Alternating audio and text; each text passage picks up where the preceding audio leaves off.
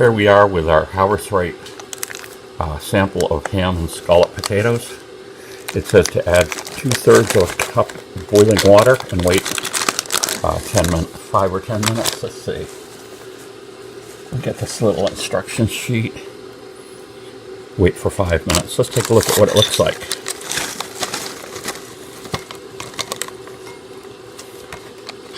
Oh, there's our oxygen absorber.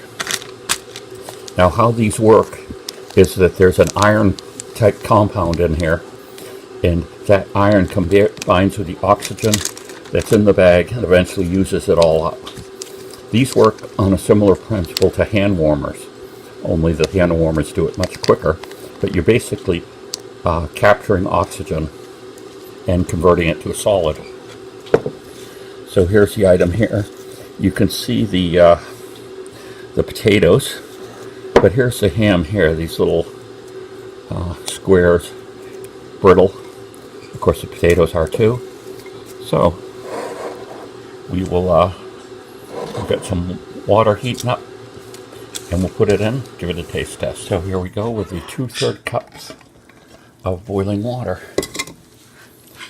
And let's say to stir. I think we're going to have to stir it a little bit to make sure that all of it gets wet. Well, it suddenly smells like ham and potatoes. Stir and let it set 5 minutes. Okay, we'll stir it. That will ensure that. Okay, that's what it looks like now. We'll see what it looks like in 5 minutes. We're back. Our 5 minutes is up. So let's sample. Here's just potatoes here.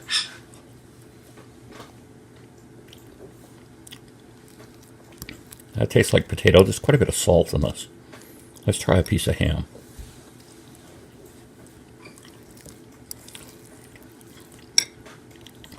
Yep.